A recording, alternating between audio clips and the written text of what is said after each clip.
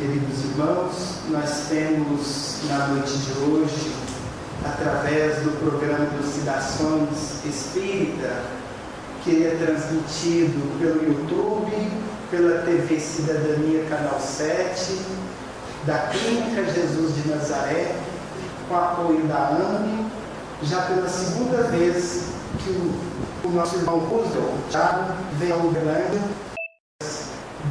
do programa da Espírita. O Roosevelt é da cidade de Barra Bonita, São Paulo. Andou bastante, né? Nos presentear hoje, na noite de hoje, com alegria de estar falando para nós sobre o tema Nada Resiste ao Trabalho, que é o lançamento desse livro. Ele já lançou esse livro e o Roosevelt Thiago é palestrante há mais de 30 anos, percorrendo todo o Brasil, realizando palestras e seminários espíritas, marcados sempre pela fidelidade em Allan Kardec. Palestrante corporativo, capacitando equipes na área da liderança, especializado em comportamento humano, tendo vários treinamentos aplicados em inúmeras empresas. Escritor, editor e autor de 17 obras publicadas de vários gêneros, todas evidenciando as bases da doutrina espírita, sendo que 7 desses livros foram escritos em coautoria com a sua companheira Jo Andrade. E para quem quiser mais informações a respeito, é só acessar o site www.roosevelt, com 2 O e T mudo no final, .net.br. E depois vocês podem adquirir o livro e no final ele estará aí autografando para aqueles que estão adquirindo, né? O Roosevelt, amanhã, ele estará lá no Centro Espírita Jorge Humildade, na rua Arlindo Teixeira, 714, no bairro Martins. Amanhã ele fala sobre o tema Presença de Deus nos Relacionamentos. E no domingo, que será às 10 da manhã, ele fala para nós sobre o tema Esperança, lá no Centro Espírita Paulo de Tarso, rua Mário Nunes, 174, bairro Roosevelt. No Centro Espírita Jorge Humildade é às 19h30. Então, nós chamamos o Roosevelt para ocupar a tribuna e que Jesus o abençoe e que nós possamos entender a intuição dos Espíritos, que ele possa ter um verbo fácil aí através da espiritualidade. Obrigado, Roosevelt.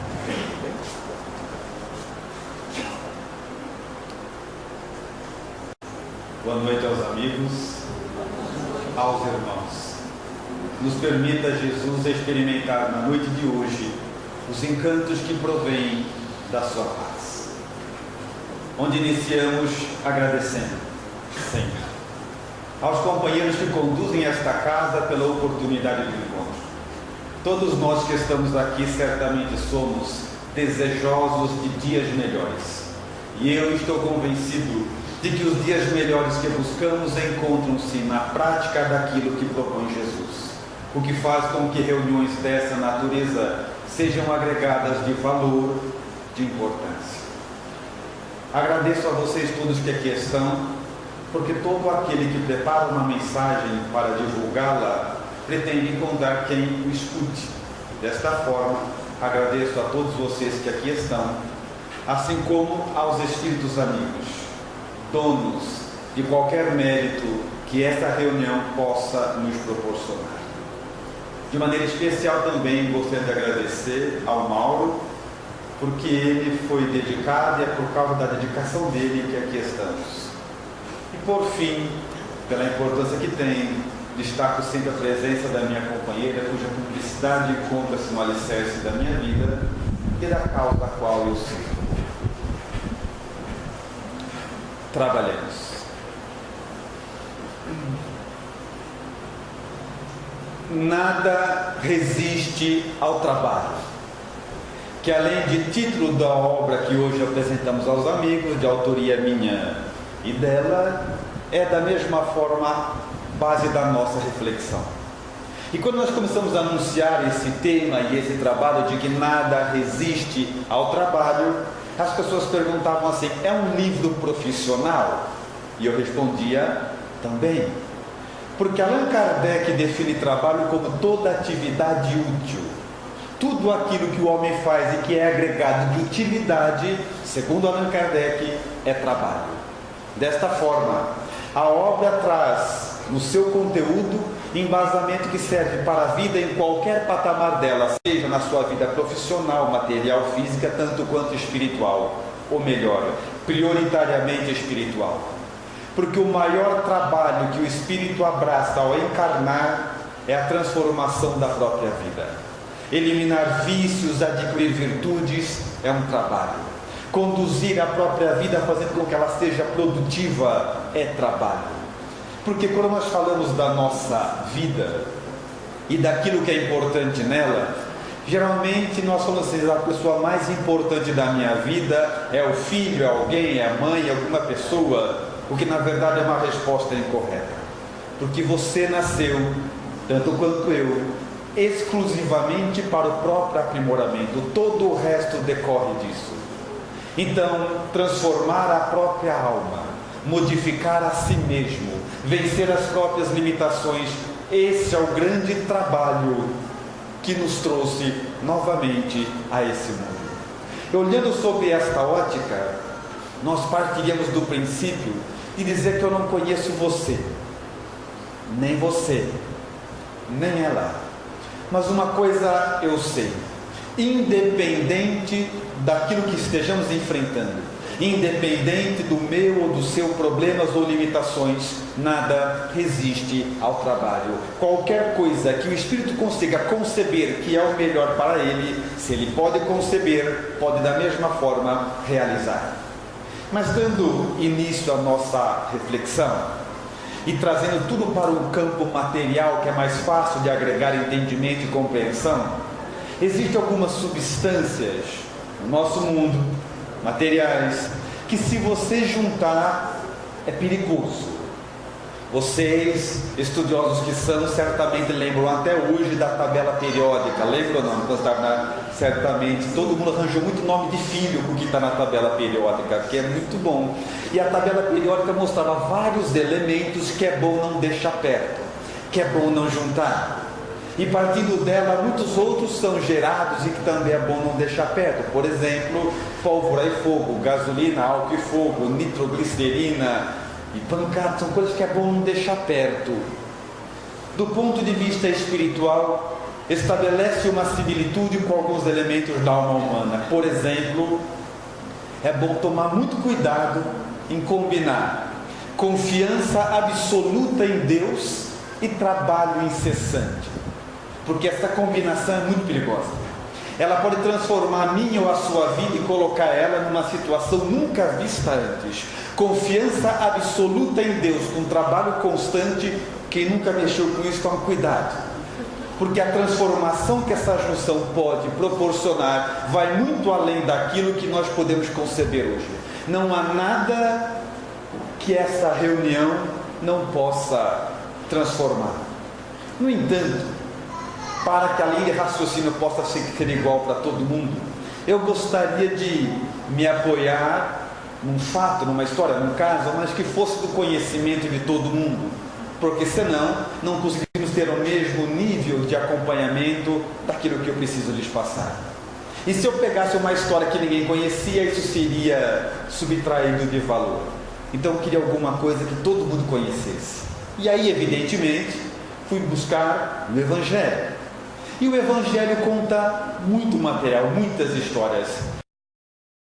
Creio que o Evangelho não tem sequer 1/3 daquilo que Jesus verdadeiramente fez. Porque um homem daquela grandeza, produzindo maravilhas, de quando acorda até quando dorme, o tempo todo, 3 anos, não caberia tudo aquilo no Evangelho. Desta forma, os casos que foram eleitos para estarem mencionados ali, estão ali por uma causa muito simples. Trazem uma especial mensagem para a minha e para a sua vida. Então eu gostaria de encontrar dessas parábolas, histórias todas, algo que fosse absolutamente popularizado, que todo mundo conhecesse. Aí eu refleti, e de todas elas, a que eu achei que seria mais fácil de todos conhecerem seria a parábola daquela mulher que sofria de hemorragia há 12 anos. Todo mundo conhece, sim ou não? Sim. Mediante a essa efusiva manifestação, eu acho melhor contar mesmo assim, porque muita gente ficou me olhando sem saber do que eu estava falando. Mas o caso é o seguinte: está apontado no Evangelho de Marcos, capítulo 5, dos versículos 21 a 34. E eu peço que os amigos prestem muita atenção aos detalhes, que todos eles serão utilizados para a nossa reflexão. E ele começa assim: vinha Jesus de barco, e chegando ali, uma turma, um grupo de pessoas o esperava.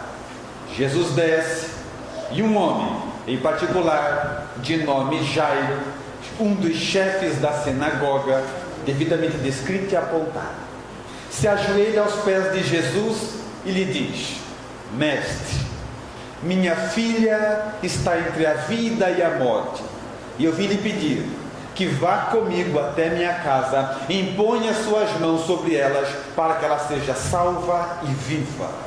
Essa parábola pertence a Jairo. E Jesus vai com esse grupo então em direção à casa de Jairo.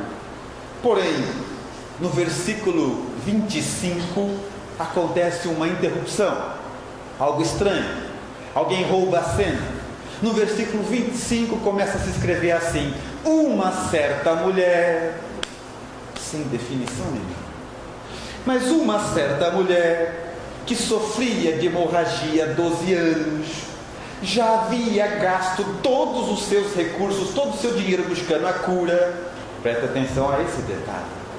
Nada resolvendo e cada vez mais piorando, foi até Jesus, viu uma turma em volta dele, Jesus de quem ela tinha ouvido falar. Vai por trás de todos, estica a mão e põe as mãos nas vestes de Jesus, e nesse momento é curada. A parábola traz esse momento e descreve de maneira absolutamente bela, e merece que seja retratado ipsis verbis, ao pé da letra, porque quando ela toca Jesus, Jesus diz a todos: quem me tocou? E a multidão ali em volta de cima de Jesus: como é que nós vamos saber quem te tocou? Esse monte de gente empurrando, né? Daquele vucu-vucu lá. Vucu-vucu não está no Evangelho, é uma adaptação aos dias modernos. Aquele monte de gente empurrando: como é que nós vamos saber, Jesus, quem te tocou? E ele diz: alguém me tocou de maneira especial, porque Jesus sentia uma virtude que partia dele. A mulher, achando que ia ser repreendida, porque as mulheres daquela época não tinham valor nenhum.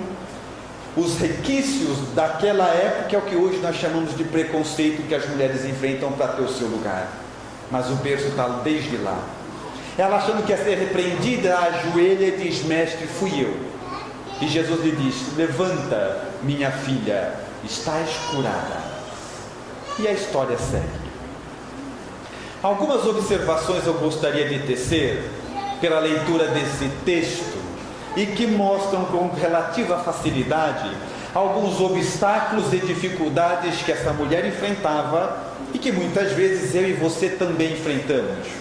Só que nada parava essa mulher, nada conseguia fazer com que ela desistisse, e por isso a história foi eleita para ilustrar o nada resiste ao trabalho. Então, voltando a esta reflexão, entre os elementos que eram obstáculos entre essa mulher e o seu objetivo, o seu ideal, o seu sonho, aquilo que ela desejava, haviam vários empecilhos.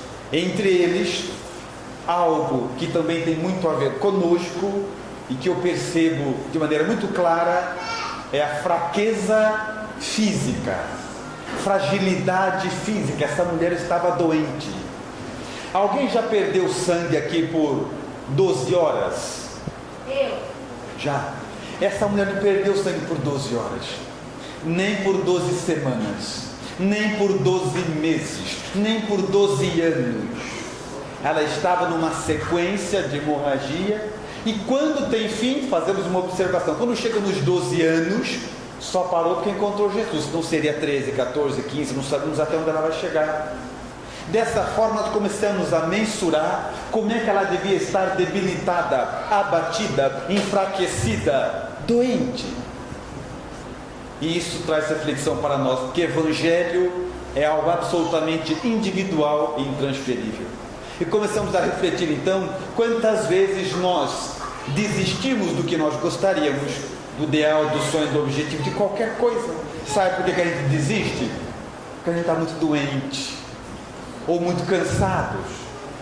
E aí nós começamos a perceber que todo esse trabalho é justamente o que Allan Kardec coloca na Revista Espírita e na Escala Espírita, dizendo que o espírito deve dominar a matéria. Mas nós nem sempre fazemos isso. Temos vários objetivos, vários pontos a serem alcançados, mas o cansaço do dia a dia nos furta. Nós somos criaturas que mais temos desistências do que falências propriamente dito. A prova disso é muito fácil de ver. É só começar, entre nós todos, começar a enumerar quem que já começou a aprender, por exemplo, inglês e parou, violão, parou, natação, parou, fazer curso no centro, parou, dar palestra e parou. Nós estamos desistindo de tudo que a gente quer e muitas vezes alegando que nós não estamos muito bem. Mas essa mulher nada parava ela. 12 anos de hemorragia, nada, não pode ter vida sedentária, tem que começar a praticar algum esporte. Aí você fala, vou começar. Chegando do trabalho, vou trocar de roupa, vou andar de bicicleta, vou fazer qualquer coisa aí. Aí você faz seu plano. Aí trabalha o dia todo.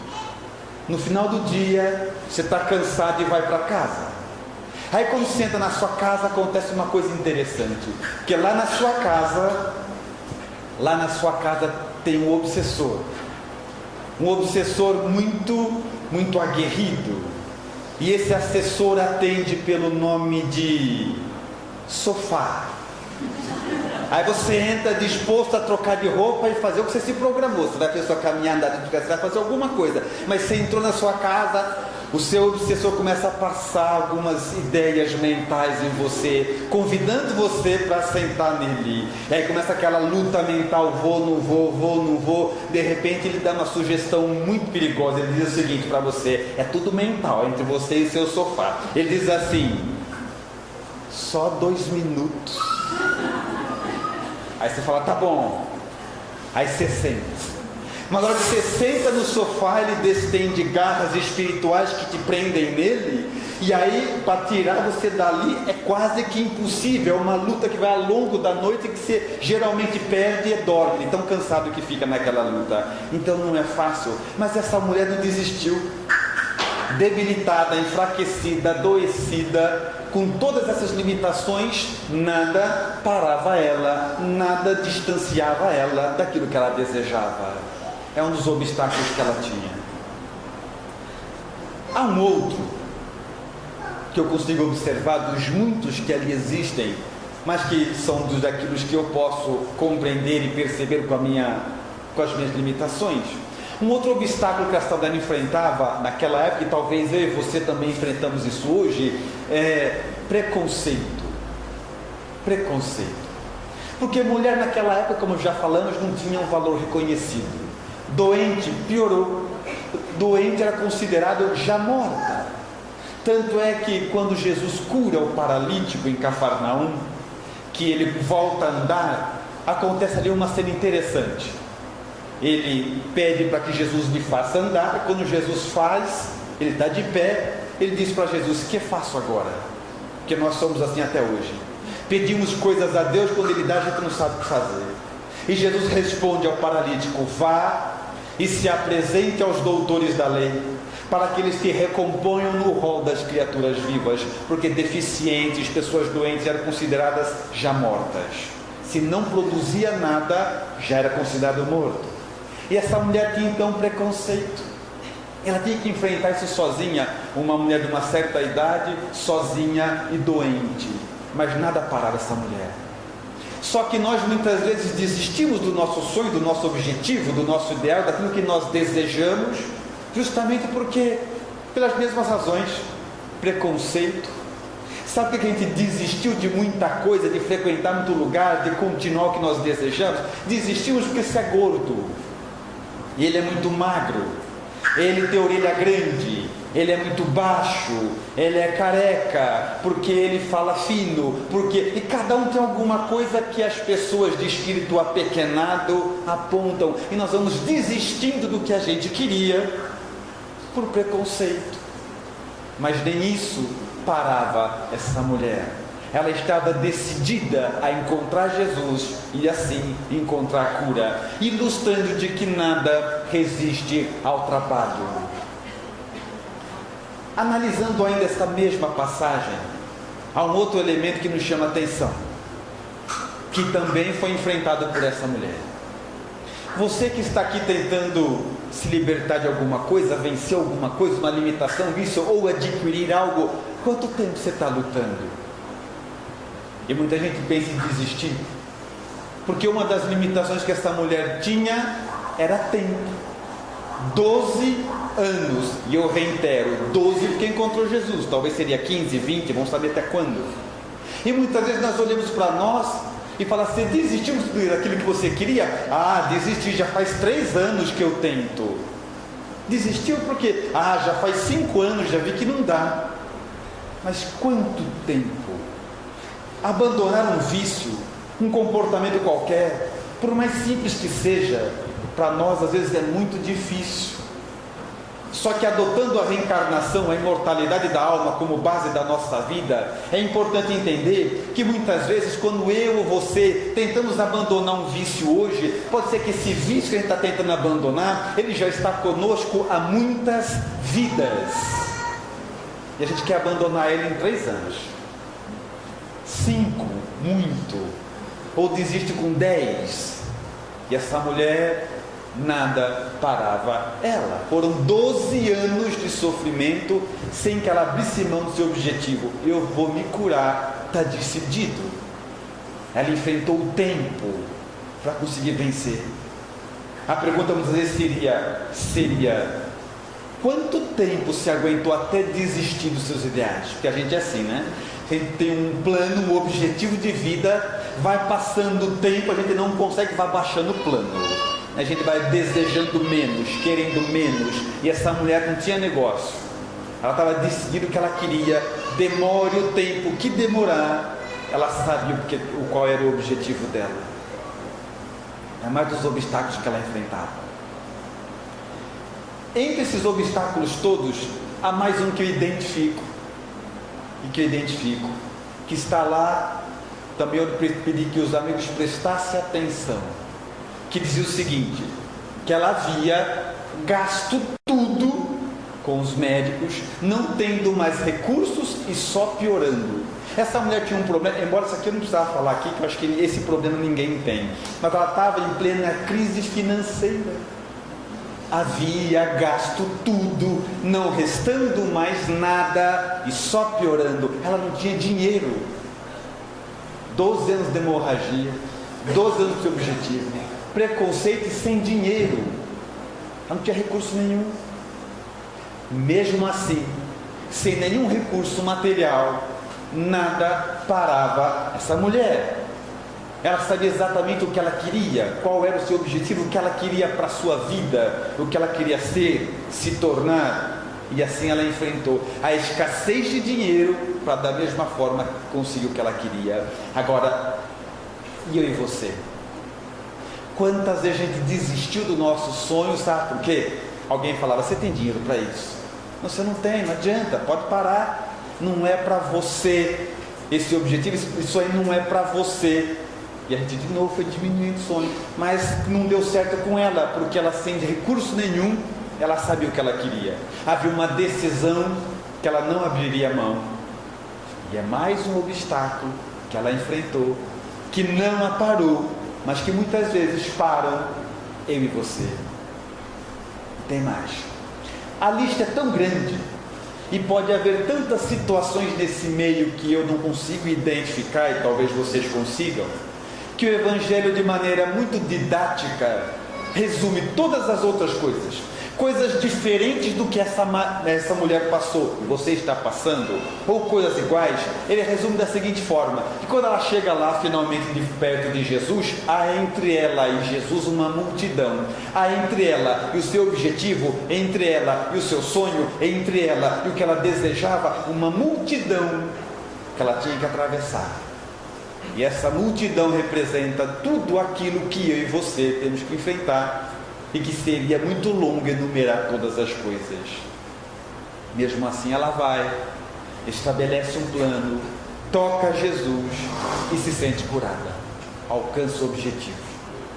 E a pergunta é o seguinte: se isso está descrito no Evangelho, é porque existe nessa mensagem algo que deve chegar para mim e para você. E a pergunta, trocada em miúdos, é a seguinte: o que essa mulher tinha que nós não temos?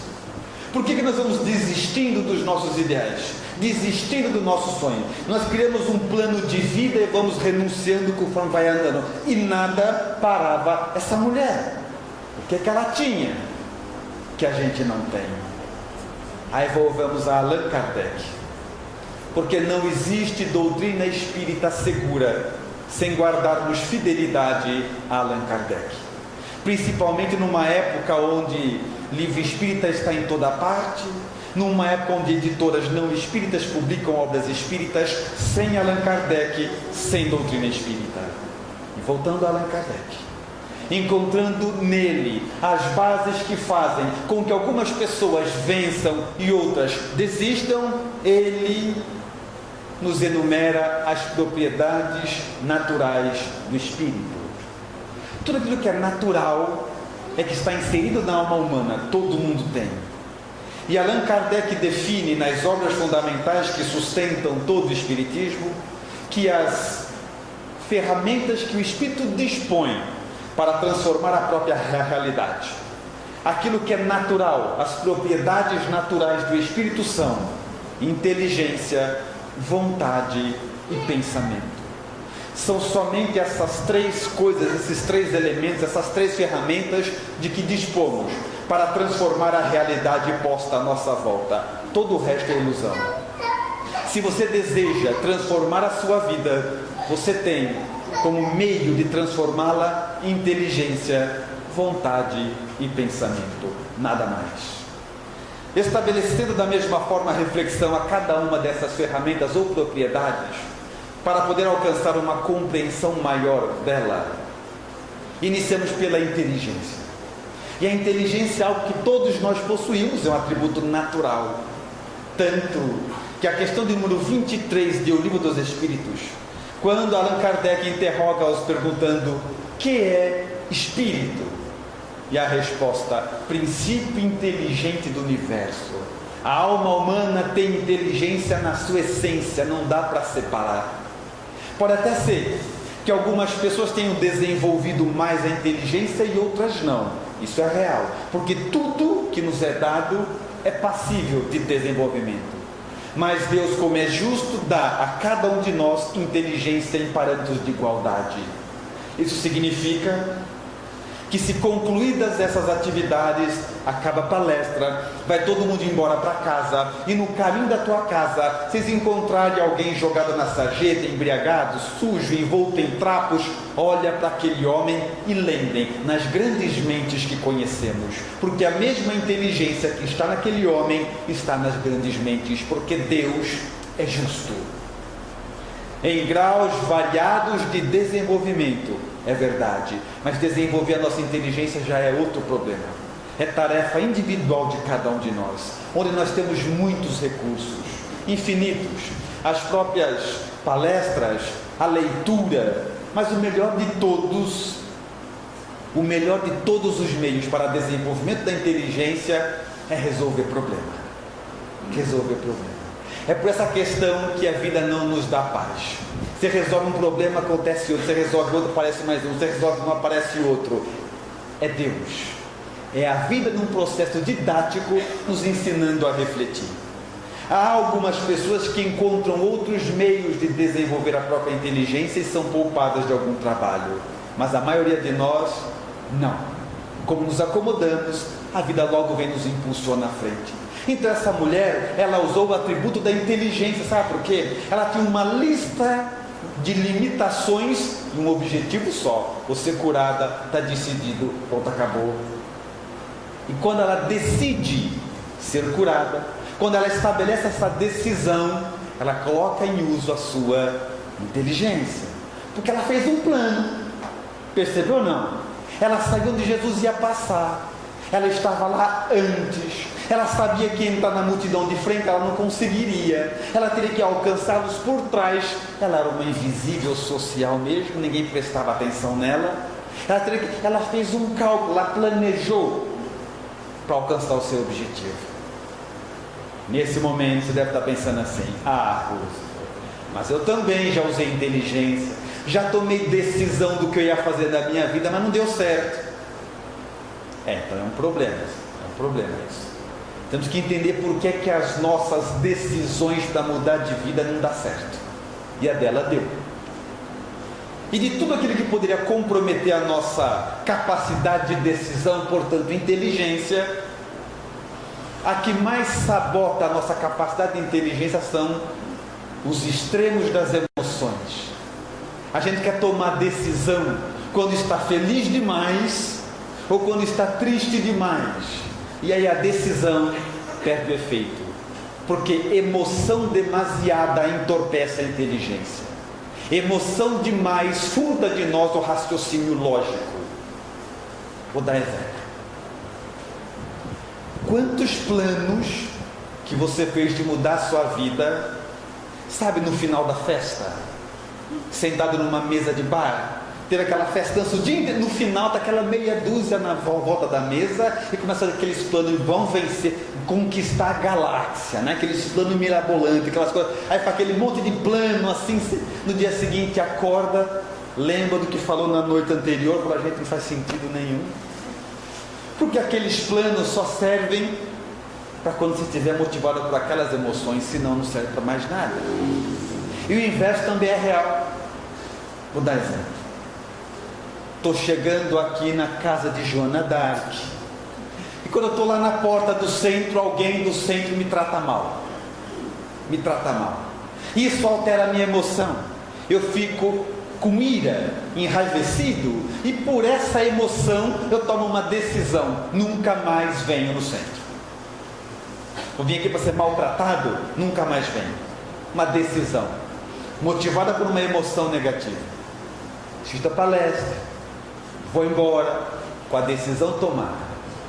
Chego em casa, durmo, no outro dia acordo, vou trabalhar, saio daquela emoção e percebo que aquela decisão que eu tomei não faz mais sentido.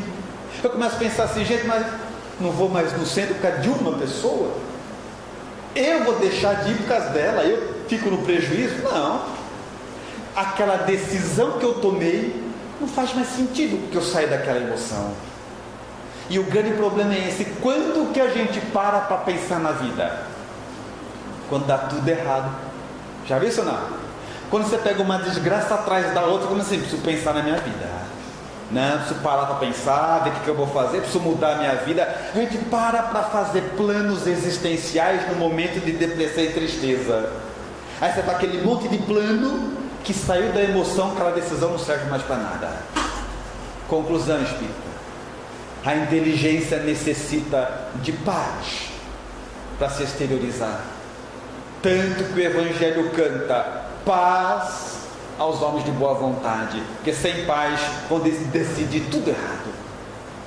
Quer fazer planos para a sua vida que te leve até a condição desejada? Faça. Nem na euforia, nem no abatimento, mas quando estiver em paz. Deve ter um exercício, usufruir dos momentos de paz para refletir sobre a própria vida e decidir aquilo que é importante para nós em paz, ou não chegaremos a lugar nenhum. É fundamental entender que a necessidade da paz é uma necessidade espiritual. Qualquer coisa que nos tire disso entorpece o nosso sentido. A inteligência é, portanto, a primeira propriedade que o Espírito possui para transformar a realidade posta à sua volta. Nada resiste ao trabalho. A segunda propriedade, ou segunda ferramenta, que é natural da alma humana, se é natural, todos nós possuímos, é a vontade. Inteligência, vontade e pensamento. E a vontade é um elemento muito especial e absolutamente muito poderoso. A vontade é mais poderosa que a inteligência. Quem não tem controle da própria vontade nunca chega onde deseja, porque a vontade ela consegue fazer com que a inteligência fique quieta. Já viu isso ou não? Vou dar um exemplo. Usando a inteligência, você sabe que alguma coisa faz mal para você, mas se der vontade de fazer, você faz mesmo sabendo que vai fazer mal. Já viu isso ou não, Espírito? A inteligência diz, não é o certo, mas se tiver vontade, faz do mesmo jeito. A vontade consegue fazer a inteligência ficar quieta, consegue roubar a força da inteligência. É por essa razão que muitas vezes nós sabemos o que é certo fazer, mas não fazemos. Por exemplo, de tanto frequentar casa espírita, já aprenderam que somos todos irmãos, sim ou não? Essa parte é aquela que eu pergunto e todo mundo faz de conta que está acompanhando e responde todo mundo junto. Sim. Entendeu? Vou tentar de novo. Espírita, de tanto vir na casa espírita, nós já aprendemos, a inteligência já compreendeu que somos todos irmãos, sim ou não? Sim. Temos vontade de tratar todo mundo como irmão? Aí a inteligência sabe, mas a gente não faz, porque a vontade é poderosa. Vocês nunca falaram assim para alguém, quem você pensa que é? Já falaram ou não? E sabe por que a gente fala isso? Porque quando alguém pensa que é, começa a ser. Porque vontade é poderosa. Se ele decidiu que ele é alguma coisa, ele começa a ser. Vontade. Leon Denis, numa obra magistral, que tem como título Os Problemas do Ser, do Destino e da Dor, num capítulo também particular, que tem como título Potencialidades da Alma, cunhou uma definição acerca da vontade. Leon Denis escreveu assim: a vontade, o uso persistente desta faculdade, permitir-nos a modificar toda a nossa natureza, vencer a matéria, a doença e a morte. O uso persistente da vontade é quando o espírito olha para si mesmo, o indivíduo olha para ele mesmo e diz: agora chega, está decidido, eu vou mudar, independente dos outros à volta quererem mudar. Mas está decidido, eu vou ser o melhor espírita que eu puder, eu vou ser a melhor mãe que eu puder, o melhor pai, o melhor marido, a melhor esposa. Está decidido, eu vou mudar e pronto. O uso persistente da vontade. Esse é o grande diferencial entre nós, que a gente vê quanta gente sofre e não tem vontade de mudar, conforme aponta o item 909 da mesma obra já citada. E a evidência de que falta vontade é muito clara. Porque você encontra um indivíduo, e todo espírito já fez isso, a gente encontra alguém que sofre, o que a gente fala para o indivíduo? Vamos para o centro, é ou não é? A gente convida para vir no centro, no nosso caso. Não que as outras religiões não resolvam, mas no nosso caso a gente encontra todo mundo que está acabado para a rua, a gente fala, vamos para o centro, convida todo mundo para o centro, até porque espírita não gosta de perder cliente, então a gente convida todo mundo para vir para o centro. E aí eles falam assim: tenho medo, então continua sofrendo. Que é esse o diferencial. Enquanto nós aprendemos, mas não fazemos, sabe o que significa isso, espírita? Não sofremos o suficiente. Que é o dia que a gente ficar cansado de sofrer, cada um de nós vai olhar para si mesmo, porque a conquista interna, e falar: agora chega, estou cansado, nunca mais falo mal de ninguém, por mim, que agora eu entendi que eu falo mal dele, e eu que fico triste. Está decidido, eu vou fazer só aquilo que é importante para mim. Está decidido, eu vou mudar. É decisão interna. E aí o Evangelho tem um apontamento atribuído a Jesus que diz a mesma coisa que a gente não percebeu: ajuda-te. Depois disso, é uma condicional. Depois disso, depois dessa parte concluída, depois dessa situação finalizada, só depois o céu te ajudará. Só depois. Conclusão. A gente fala: Senhor, dai-me paz. Senhor, dai-me felicidade. Quando na verdade Deus só decide depois da nossa decisão. A gente decide e aí Ele dá condição, mas a decisão é individual. Enquanto não chegarmos cada um em nós próprios, não chegaremos em lugar absolutamente nenhum. É uma busca absolutamente interna. Então a vontade é o elemento que impulsiona o Espírito a adquirir qualquer coisa que ele deseje, qualquer que seja o seu objetivo. É a vontade que nos impulsiona. E quando olhamos para essa mulher, se tinha uma coisa que ela tinha demais, era a vontade. Porque vocês já imaginaram essa mulher da nossa história, a nossa protagonista, contando para a família dela o plano dela de encontrar Jesus? Imagina o que ela escutou. Que família é muito legal. Família, eles são muito bons para empurrar a gente para frente, para animar, é ou não é? Né? Você vai contar as coisas dentro de casa, todo mundo estimula. Aí eu imagino a cena, ela chegando assim, falando para o genro, para a cunhada, para a nora: ó, tive um plano, ouvi falar de um tal de Jesus, eu vou viajar até lá onde está chegando. O que eles falaram para ela? Você é louca, não tem dinheiro para comer, está doente, vai viajar, está num cara que você ouviu falar. É assim, não é? Mas sabe o que a vontade dela falou para ela? Vou. Ela foi para casa do outro parente e falou assim: você não sabe que eu arranjei. Sabe o que eu vou fazer? E começou a me contar o plano dela de encontrar Jesus, assim, porque quando eu tocar na roupa dele, porque segurar não vai dar, mas tocar na roupa dá, eu vou ficar curada. O que eles falaram para ela? Bebeu? Você bebeu, porque se você botar a mão na roupa dele, vai ficar curada? E sabe o que a vontade dela falou para ela? Vou. Vontade, propriedade da alma. Ninguém consegue parar um espírito decidido a vencer. E assim ela tinha um elemento que nós também temos e que muitas vezes fica adormecido, parado, eclipsado: vontade. E por último, um elemento muito interessante, a terceira propriedade da qual o Espírito dispõe para transformar a realidade posta à sua volta: pensamento. Tão importante quanto os outros dois elementos, que o pensamento ele funciona como se fosse uma antena que nos permite sintonizar com aquilo que desejamos. O que é uma pessoa perturbada? É uma pessoa como nós, normal, porém sintonizada a ondas de desequilíbrio e perturbação.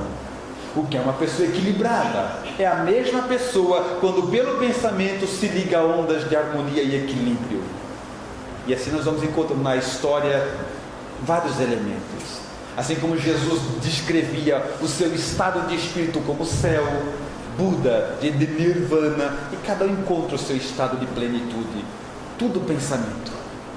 Então é justamente o pensamento que faz com que a vontade e a inteligência entrem em paz.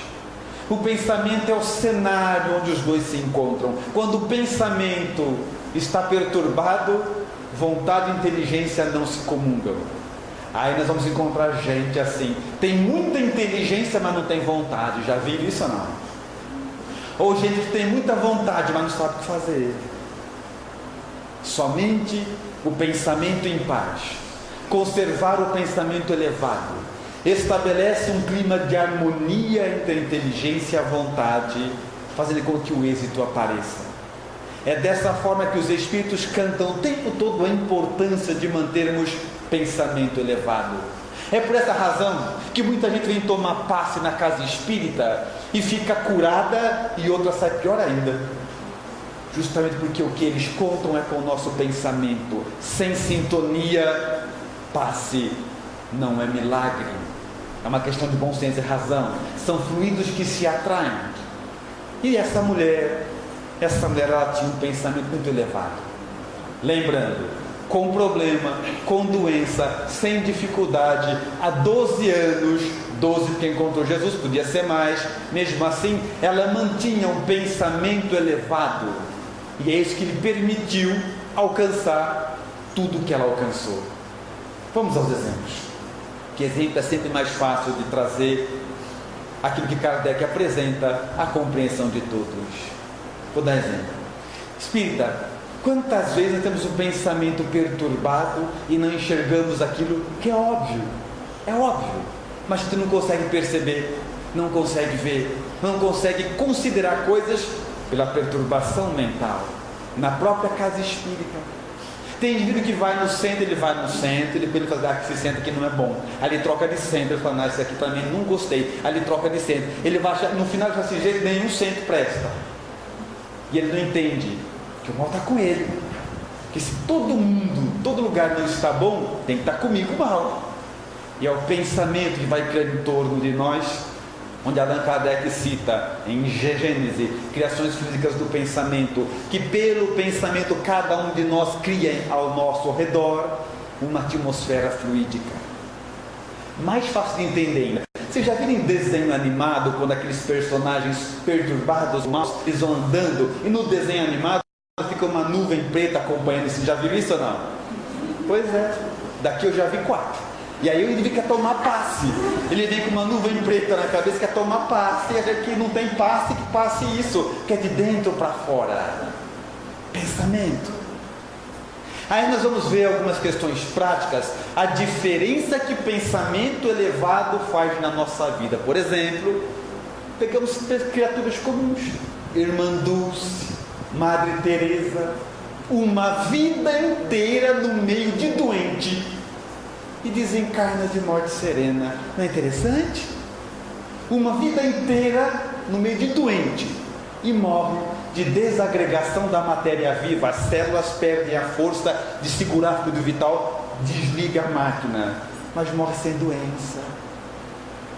Sensacional, não é? Aí nós andamos com o pensamento perturbado. Você passa na esquina do hospital, pega virose. Tá pegando, pensamento perturbado, não tem jeito, tá vendo, não? Alguém espirra lá do outro lado da rua, a gente aqui consegue pegar gripe. E aí você acha pessoas que se dedicam devotadamente no meio de doentes, desencarnam em paz.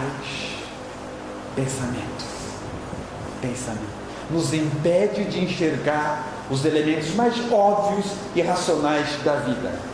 Nós ficamos encontrando quem é o culpado pela nossa vida estar como está, sem entender que é lei de causa e efeito, é atração, é a nossa sintonia mental que atrai tudo e todos à nossa volta. É igual assim, no centro espírita a gente gosta, para florear o negócio, a gente olha para ele e fala assim, nós vi um espírito perto de você.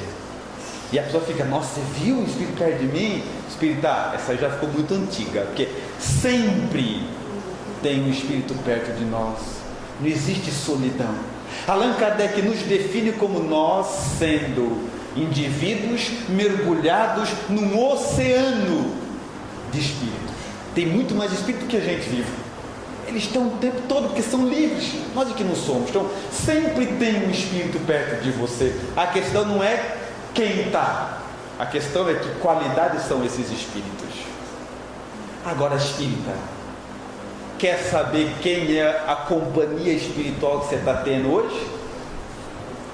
Quer que eu conte? É fácil de saber, vou contar. É o seguinte: você acordou de manhã, como é que foi a sua acordada? Você acordou igual a todos os espíritos? Porque todos os espíritos têm um jeito de acordar, não é? Você acorda de manhã, sorrindo, dependendo do problema, abre a janela, dá bom dia a Deus, agradece a Deus, faz as suas orações. É acordado de espírita. Fizeram isso ou não? Então vai medindo quem é que está com você, porque ele foi ali pela sua disposição mental. Aí você foi trabalhar. Aí você vai trabalhar assim, gente, até aqui enfim, sexta-feira, que inferno de vida, hein? Essa semana foi insuportável, ainda me acabou, né? Esse emprego que eu tenho, que porcaria de emprego, hein? Gente, só tem cobra lá no trabalho, só tem cobra. E aí você vai passando, né? Aí vai, e depois quando chega às 6 da tarde, alguém lembra, hoje tem centro, né? Além do dia que eu tive, ainda tem que ir no centro. A pergunta é, quem se atraiu, espírita? Vou dar a dica. Francisco de Assis não é. Vai pensando, quem que responde a esse tipo de emanação? É assim. Deus é tão bom que Ele deixa com que cada um tenha a companhia espiritual que quiser, sempre respondendo às nossas emanações mentais. O pensamento perturbado não é só coisa espiritual, não, é material também. A gente não enxerga o óbvio. Quem que nunca passou por isso, espírito? Presta atenção. Você chega na sua casa, você tira a chave do carro, totalmente perturbado, você vai e põe na mesa, olha para lá. 3 segundos depois, você vai pegar a chave. Cadê a chave? Alguém pegou. Aí você vai ter as fases de procura. Fase A, revira a casa inteira e não acha essa chave. Aí você passa para a fase B, que é equivalente à subjugação, que a fase B, você já começa a procurar onde você tem certeza que não está, mas não sobrou. Aí você vê micro-ondas, forno, geladeira, você começa a procurar em tudo que você já sabe que não está, mas não tem jeito. Aí você vai para a fase C, que é o último estágio. Você começa a chutar sofá, derrubar a mesa, empurrar a cadeira, xingar todo mundo, bater porta, chuta o cachorro. Você fala destruição. No outro dia tem que chamar um pedreiro para colocar a casa em ordem. Então você quebrou a casa inteira. Muito bem. E não acha a chave. Aí você faz o quê? Vencido, sai a pé mesmo, não acha a chave do carro, sai andando. Aí você se distrai, conversa com um, conta para o outro, sai daquela vibração, muda de pensamento. A hora que você entra na tua casa, o que você acha ali? A chave. A pergunta é a seguinte, espírito: nós reconhecemos que não encontramos a chave por perturbação mental, sim ou não? Alguém que pôs. Tenho certeza que eu virei as costas, alguém que pôs. Isso aqui não estava aqui. Brincadeira mais feia que vocês fizerem, coisa. Vocês não viram que eu estava com pressa procurando? A gente nunca admite que a nossa vida é conduzida pelas nossas disposições mentais, achando que sempre a culpa é dos outros. Pensamento. Os espíritos cantam o tempo todo. Emmanuel nos daria sua contribuição dizendo de que ninguém vai elevar-se a pleno céu tendo alojado o inferno no coração. Se a sua mente está perturbada, tudo na tua vida está perturbado. Inteligência, vontade e pensamento. E para concluir, um elemento que mostrava que a nossa personagem, a mulher curada da hemorragia, tinha um pensamento elevado e um pensamento em paz, mesmo com problemas. Eu vou ter que voltar um pouco na passagem. Eu pedi para os amigos, prestem atenção nisso que nós vamos usar. Voltando na passagem, versículo 25, diz o seguinte: essa mulher sofria de hemorragia há 12 anos e queria encontrar Jesus, atenção agora, de quem ouviu falar. Tudo isso que aconteceu, que nós falamos até agora, sabe o que aconteceu tudo isso? Porque essa mulher ouviu falar de Jesus. Ela fez tudo, só porque ouviu falar, bastou. Vamos pensar em nós? Vem no centro segunda, terça, quarta, quinta, sexta, sábado, domingo, fala: Jesus, qual é o caminho que eu não encontro? Não sei o que devo fazer, Senhor. Aí vem uma mulher doente, ouviu falar de Jesus de longe, falou: já sei, é esse o caminho. Pensamento em paz, sintonia. Ouviu falar de Jesus, bastou. A gente vem no centro a semana inteira para ajudar na casa da sopa, vai na outra sopa, vai no centro da concorrência, vai. A gente vai no mundo e não consegue achar o que deve fazer. Aí vem uma mulher de longe, sintonizada mentalmente, entende todo o plano. É por essa razão que muitas vezes você está aqui no centro há 20 anos, você convida alguém pela primeira vez, ele vem com pensamento elevado, vem uma vez no centro, muda muito mais coisa na vida dele em uma vez do que você em 20 anos. Já viu isso ou não? A gente se arrepende de ter trazido ele, né? Não devia ter trazido também, né? Que ele consegue tanto progresso e a gente está aqui há tanto tempo e não consegue. Sintonia. O evangelho não fica claro para quem está com o pensamento perturbado. Inteligência, vontade e pensamento, os 3 atributos do Espírito, atributos de que dispomos, únicos capazes de transformar toda a realidade à nossa volta. Então é fundamental que nós comecemos a observar a nossa vida para fazer a seguinte colocação: será que a vida está dura demais ou nós enfraquecidos de menos? Será que a vida está difícil demais? É muita crise ou pouca utilidade daquilo que Deus já nos conferiu? Será que os problemas são grandes demais ou nós acostumamos a sofrer? Não sofremos ainda o suficiente. É por essa razão que quando Allan Kardec interroga os espíritos sobre até quando o mal vai reinar na Terra, a resposta é notável. Eles respondem a Allan Kardec: até que o homem fique saturado do mal. Em outras palavras, muitos de nós ainda não sofreu bastante para olhar para a própria vida e decidir mudar. Mas todos esses mananciais sempre estão disponíveis a todos nós. Por essa razão, em gratidão a Jesus, gratidão aos Espíritos, que fez chegar até nós a mensagem espírita, enquanto ainda dá tempo de transformar a atual existência na mais importante que já tivemos. Em gratidão a eles, oramos dizendo: Senhor, inmundas-me no esplendor da tua luz, e contudo cego não te vejo. Falas-me na eloquência do teu verbo, e no entanto surdo não te ouço. Abrasas-me na ardência do teu amor, e no entanto insensível não te sinto. Ó estranha contradição, tu tão perto de mim e eu tão distante de vós. Desvela-me, Senhor, os olhos cegos do orgulho, abre-me os ouvidos surdos da vaidade, sensibiliza meu coração duro de maldade, para que eu possa encontrar a sua divina grandeza na intimidade do meu ser. Pela atenção com que me ouviram, muito obrigado, senhores.